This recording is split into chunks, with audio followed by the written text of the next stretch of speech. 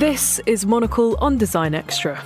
It's a short show to accompany our weekly programme where we discuss everything from architecture and craft to furniture and fashion. I'm Maylie Evans. In northern Portugal, the Caretos festivities are an amalgamation of mysticism and ancient ritual, with participants often wearing hand-carved masks made by local artisans. The craft involved in this folk tradition is a focus of a current exhibition in Lisbon at Made In Situ. Here the exhibition Caretos features 7 handcrafted ornamental stools fashioned from black alder. To find out more, I caught up with the designer and Made In Situ founder, Noé Duchaufour-Lawrance.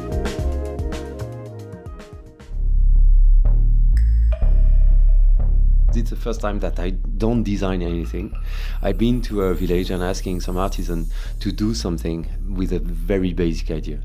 They are all doing some masks for Caretos ceremonies, which are actually ceremonies during the winter time in the north of Portugal, more or less around the carnival ceremonies.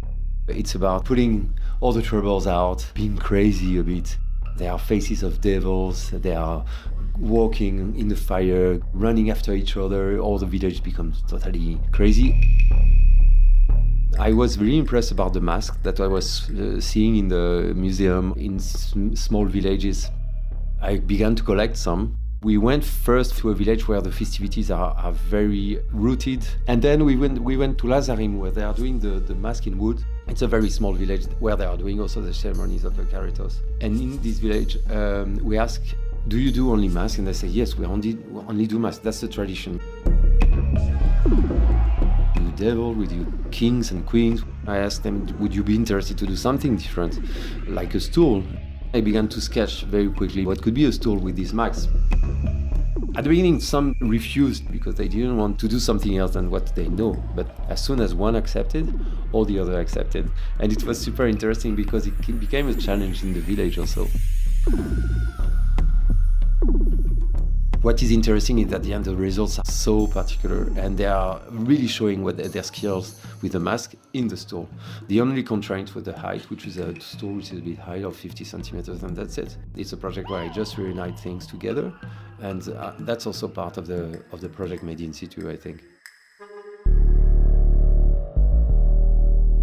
You're very materials focused. You draw out the best from the raw materials. So what was it about black alder that sort of captured your imagination? First, they can do only in a part of the year because otherwise the wood becomes too dry and it's going to break. But that was one of the fear, and it happens. The stools are cracking. There are like some cracks at the time. That's what I like also about it. So they work on it like a really specific time for 3-4 months. December to April, May. What struck me walking through just into the space is it's a total environment. It's not a case of seeing pieces in isolation. You've got, rush, you've got a soundscape, you've got a film going on. Why did you want to create this environment? I think an object is talking by itself, which is great, but there is another dimension with the sound, the image, the pictures, the narrative, also the text. We are doing books about our project usually. For the moment, this one is not done. We are going to explore more, to dig more, because there is a lot of work with sociologists. We are always having this dimension in the project, and I like this multiple dimensional part of the project. Your role here was maybe not as the designer, it's creating like parameters for others to create and make their own work in. What was that like for you to have this slightly different role? How did you find that experience?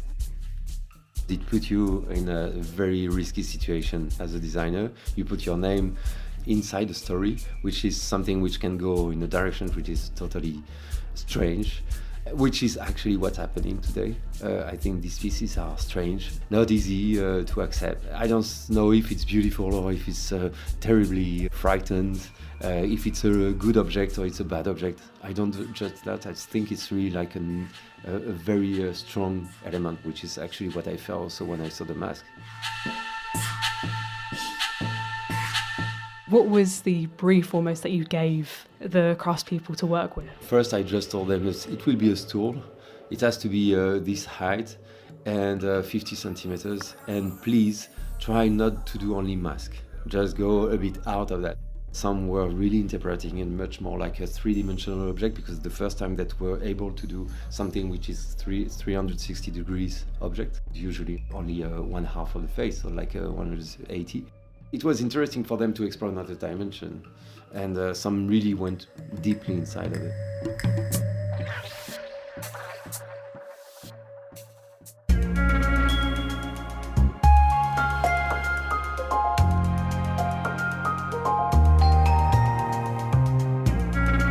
The designer Noé Duchaufour-Lawrance there.